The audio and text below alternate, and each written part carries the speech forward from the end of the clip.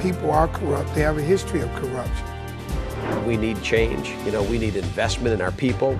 I'm not here to do anything other than move this city forward. It's in all of our best interests not to make the cuts so deep. Michigan must survive in order for this country to thrive.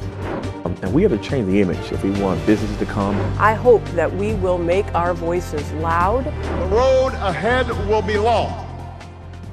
Welcome to Center Stage this week. I'm Bankole Thompson. The Reverend Jesse Jackson Sr. exclusive. The March on Detroit, August 28. What does it mean? Jobs, justice, and peace. Right after this break, stay tuned.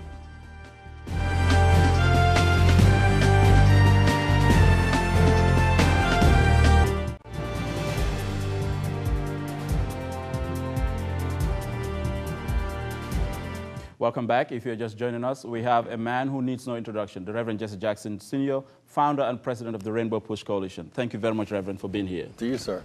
Let's begin. Rebuilding America, Jobs, Justice, and Peace, August 28. Explain what's the rationale behind this event? All of our cities are facing unemployment 3 times the national average. So with high unemployment, high violence, home foreclosures, and low voter turnout because our spirits are broken, there must be some commitment to a plan to put America back to work. We bail out the banks, not lending and not linked to lending, the rebuilding. So banks are rejoicing. The homes are facing record foreclosure, outdistancing modifications. The banks are rejoicing, and yet we are closing schools and laying off teachers. We're laying off public transportation workers, and people on welfare cannot own a car, so you can't go welfare to work without public or private transportation. Students in school, we see the cost of education rising, student loan debts and defaults, and so that combination represents a crisis. And so we're going to March, August 28th, the anniversary of the March on Washington, 1963, to put America back to work. And Detroit is ground zero of the urban crisis. And so we want to put a major focus at their own churches to march and labor unions to march, those who want jobs. And you know what? In each instance, everybody has a different need. 18-year-olds have the right to vote. You can register and vote this November. And what do they want? They want smaller classroom sizes. And they want a job when they graduate and the chance to go to college with lower tuition. Those who are in community colleges, in four-year colleges, they want lower tuition and student loan debt forgiveness. They have a reason to march. They do not want to kill and get killed in Afghanistan. Even the seniors who are, Social Security is now being threatened, and our retirement is being threatened by cutback in benefits. So we have reason to come together and fight together for jobs and justice and peace. And if this is a replica of the March on Washington you just mentioned, what would Dr. King have said now that we are having this march, August 28, in the age of Obama, where you have the first African-American president? Well, I'm not sure that speaks to the point. In 1963, we marched for freedom and jobs. We won the freedom. We don't have the jobs. Today we need to march for jobs and justice. When he inherited an economy losing 900,000 jobs a month, a record loss of hemorrhaging of jobs.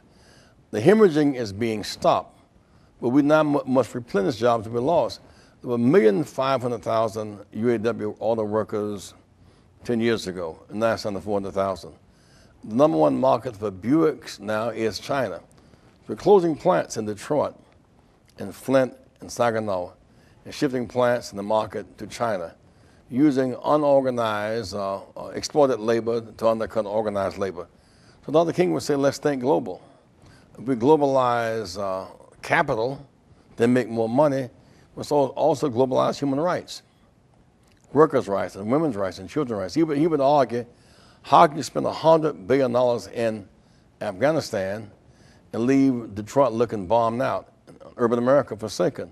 So he would make the case, we must invest in a working poor people's campaign, a bottom-up approach to our economy. Right now we have top-down, we bail out the insurance companies. They got the health bill without the public option, so their costs are still astronomical. We bail out the banks, and they're now hoarding capital and not lending, and home foreclosure, outdistancing home modifications. We have 2 wars going at the same time, and so the rich are getting protected and the working people are getting the shaft. So what has happened here, because President Obama campaigned that he was going to Washington to change the culture, and what you're saying and what we are seeing now clearly doesn't seem like as if the culture is being changed in Washington. Well, no one person can change the culture, but we the people, we have the power to change the culture because we have the power to determine who's in and who's out. And when we use our power, I mean, Dr. King supported Kennedy over Nixon. We still had the march in Washington for freedom and justice. It gave Kennedy, he chose Dr. King over George Wallace. He supported Johnson over Goldwater. We still had the march for the Voting Rights Act.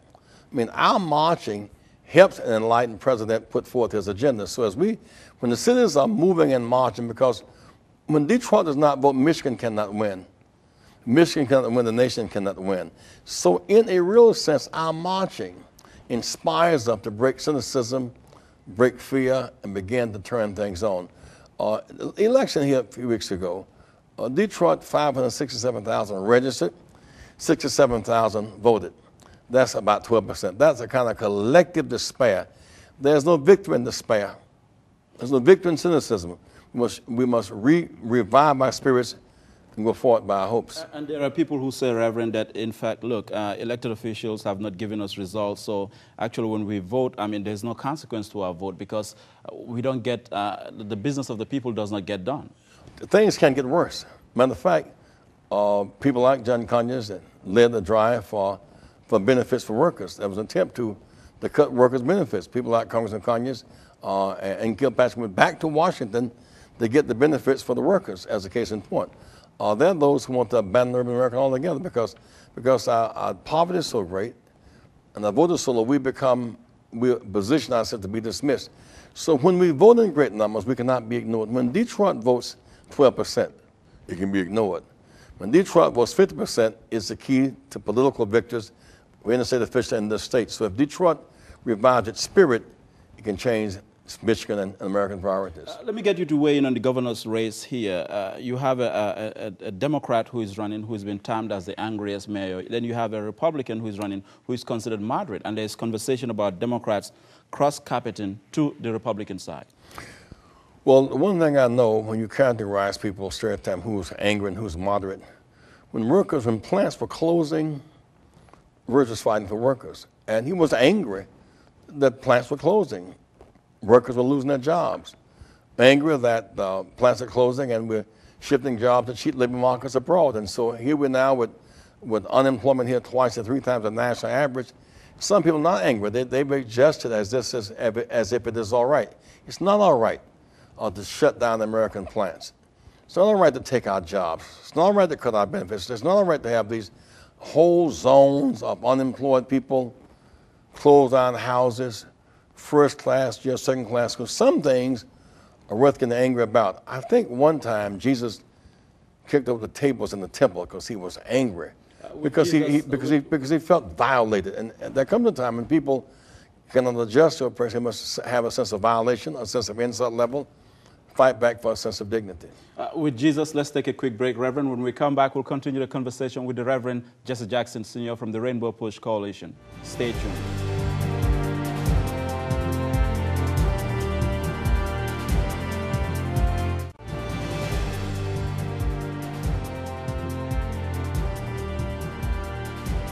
Welcome back. We're talking about the March on Detroit, August 28, put forth by the Rainbow Push Coalition, the United Auto Workers, and a number of labor groups and organizations here in Detroit. And our guest is the Reverend Jesse Jackson, Sr.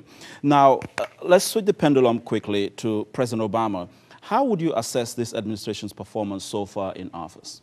So far, it first had to stop the hemorrhaging of an economy that was in free fall collapse. We've never known such a loss. We went from budget surplus, evading peace dividends, to other economic collapse. And so he's had to stop that and regain some sense of stability in Washington. But in the process, the first thing they did was to bail out the banks, which was the right thing to do, but did not protect community banks in the process, which is not a good thing. Bail out the banks, but the banks who drove us into the hole with their greed was not linked to lending and to reinvestment. So you have banks with the most profits ever hoarding capital it will not invest We have record-breaking home foreclosures outdistancing home modifications. And so we must work because what I would call unfinished business.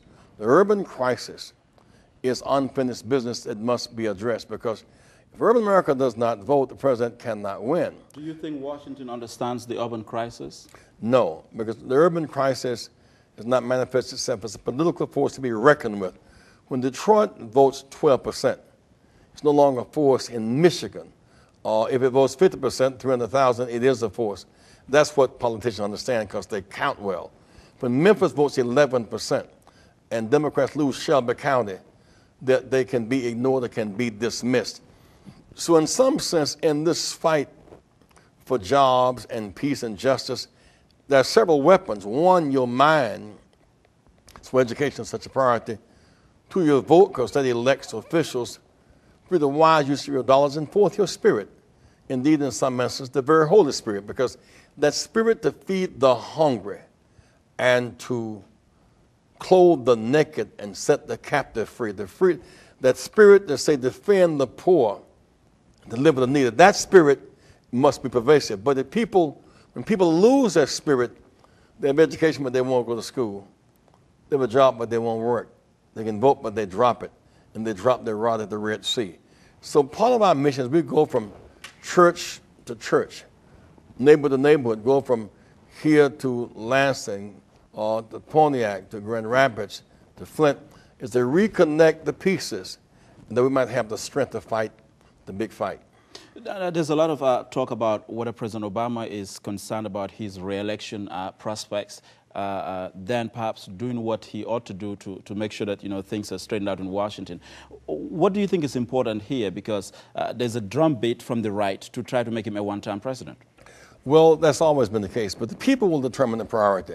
I remember so well when Dr. King and that group met with John Kennedy about March on Washington. He said it might affect my politics. And as a matter of fact, it may be violence. And so that day, they had the National Guard at the airport and at the train station out of fear. But the urgency of now, as he put it at that time, the urgency to end Jim Crow was of such, we had to march. And so we chose Kennedy over Nixon, but marching and responding to it is what made Kennedy great. Dr. King said to Lyndon Johnson, he got his Nobel Peace Prize and had a White House reception in Washington and said, Mr. Johnson, thank you very much, but our people deserve the right to vote. LBJ said, I like you very much, but I can't get you the right. I can't grant you that right unilaterally, and guess what? I can't, Congress won't. And if you do get the right, we'll lose the South for 30 years. Indeed, Democrats did lose the South.